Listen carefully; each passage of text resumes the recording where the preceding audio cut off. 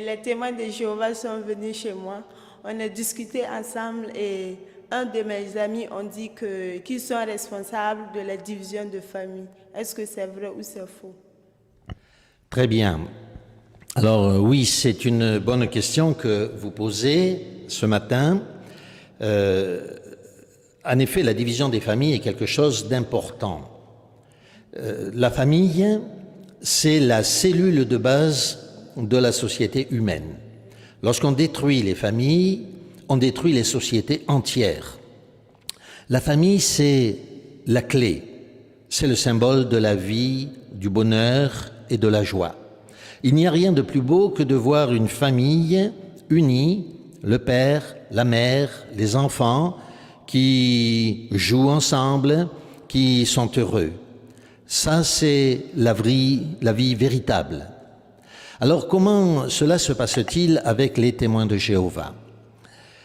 Il est évident que aucune secte ne vous dira jamais « il ne faut pas aimer » ou « il faut cesser d'aimer votre père ou votre mère ».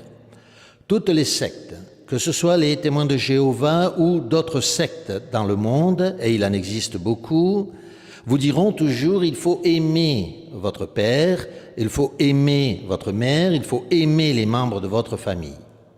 Mais dans la réalité des faits, les choses ne se passent pas ainsi. Alors, on va commencer à vous apprendre des vérités que les autres ne connaissent pas. Et vous, dans votre joie, vous allez bien sûr amener cette vérité à vos parents, à votre père, à votre mère, et vous allez vouloir leur en faire part. Mais eux ne voient pas les choses comme vous. Peut-être pour vous, vous êtes sûr d'avoir trouvé la vérité, mais pour eux, pour votre père, votre mère, ils vont considérer au contraire que, peut-être à juste titre, que plutôt vous êtes tombé dans une secte. Et donc, vous allez cesser de vous comprendre. Vous allez essayer d'expliquer votre vérité à votre mère, et votre mère, elle, ne va pas l'accepter. Donc vous allez commencer par vous dire, si elle n'accepte pas cette vérité, c'est peut-être parce qu'elle n'aime pas le Seigneur. Et en fait, c'est l'enseignement de la secte, l'enseignement qui est derrière. C'est-à-dire que vous possédez cette vérité, les autres qui refusent cette vérité sont dans le monde.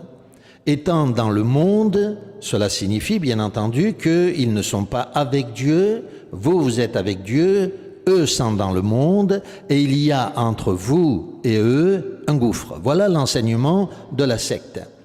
Et cet enseignement qui est transmis peu à peu va influencer votre façon de voir votre père ou votre mère. Ils n'acceptent pas la vérité, c'est parce qu'ils n'aiment pas le Seigneur. Même s'il est chrétien, même s'il est profondément croyant, vous aurez appris dans la secte, et donc chez les témoins de Jéhovah, puisque c'est d'eux que nous parlons aujourd'hui, que si ils continuent de servir Dieu à travers leur religion, au lieu d'écouter ce que vous leur dites, qui doit les sauver et qui est la vérité, c'est parce qu'ils n'aiment pas Dieu. Donc peu à peu, vous allez vous détacher de votre père ou de votre mère. Voire vous allez commencer à les considérer comme ceux qu'ils sont à vos yeux, c'est-à-dire pas des ennemis, mais des gens qui de toute manière vont être détruits à Armageddon, que le Seigneur n'aime pas. Et parce que le Seigneur ne les aime pas, parce qu'à vos yeux ils n'aiment pas le Seigneur, vous allez commencer à vous séparer d'eux. Votre mère, qui a pris soin de vous si tendrement durant toute votre vie, durant toute votre jeunesse, qui s'inquiétait pour vous, de vos maladies, qui toujours s'inquiète tellement de vous, vous allez commencer par la voir avec des yeux différents. Voilà comment, peu à peu, on se sépare dans ces sectes de son père ou de sa mère. Et puis, bien entendu, lorsqu'il y a un péché qui est commis au sein de ces mouvements, la séparation peut devenir beaucoup plus évidente, beaucoup plus forte. Par exemple, si vos parents sont témoins de Jéhovah et que vous décidiez de quitter les témoins de Jéhovah, une rupture beaucoup plus forte, beaucoup plus puissante, beaucoup plus définitive peut s'opérer. Alors, on peut comprendre aisément que si, par exemple, dans une famille, quelqu'un devient pédophile ou fait des choses absolument abominables, un enfant qui quitte sa femme avec 4 enfants pour aller avec une jeunette, on peut comprendre que la famille va bannir cet individu. On peut le comprendre facilement. Mais dans le cas de témoins de Jéhovah, c'est beaucoup plus profond que cela. Par exemple, pour un témoin de Jéhovah, il est normal de quitter l'Église catholique pour devenir témoin de Jéhovah. C'est une bénédiction pour eux, bien sûr, parce qu'ils quittent le mensonge pour venir à la vérité.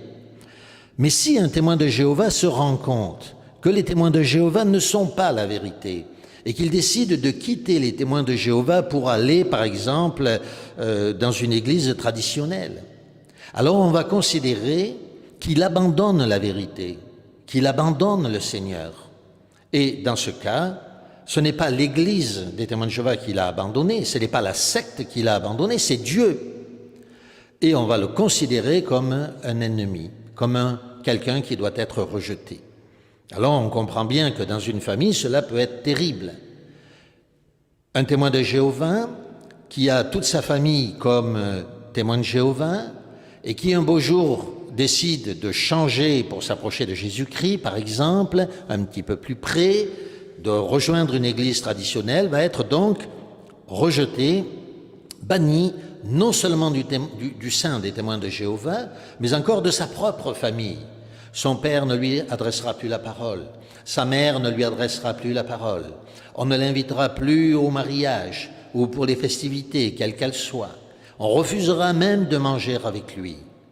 Cet homme, qui a trouvé une vérité qui lui paraît plus exacte, est banni à cause de la vérité de la secte. Voilà comment, au sein des témoins de Jéhovah, les familles se dissolvent.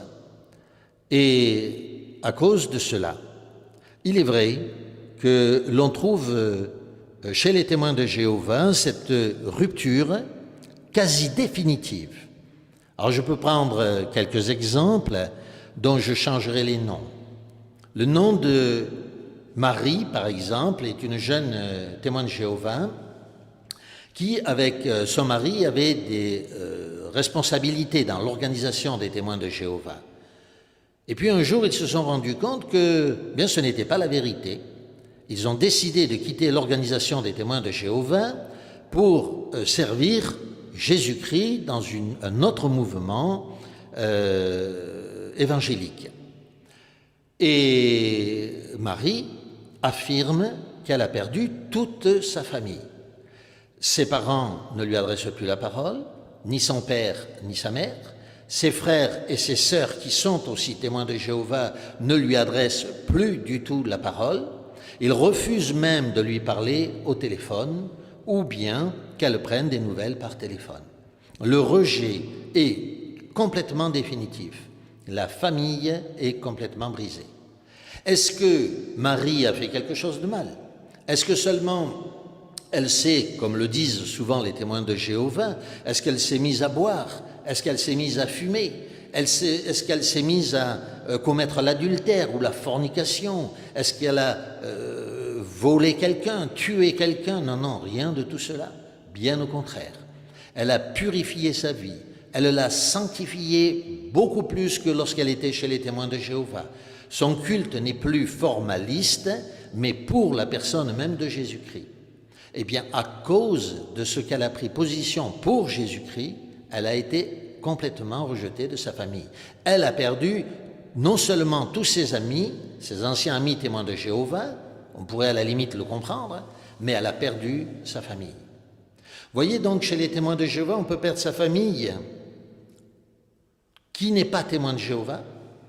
Parce qu'on considère que cette famille ne sera pas sauvée à Armageddon, qu'ils n'acceptent pas la vérité qu'on veut leur amener, et l'on peut perdre sa famille témoin de Jéhovah, parce que tout simplement on a découvert une vérité qui est différente de la leur. Voilà comment on peut perdre sa famille. Ai-je répondu à votre question? Oui, j'ai bien compris. Merci pour cette explication. J'ai bien compris ce que je voulais comprendre.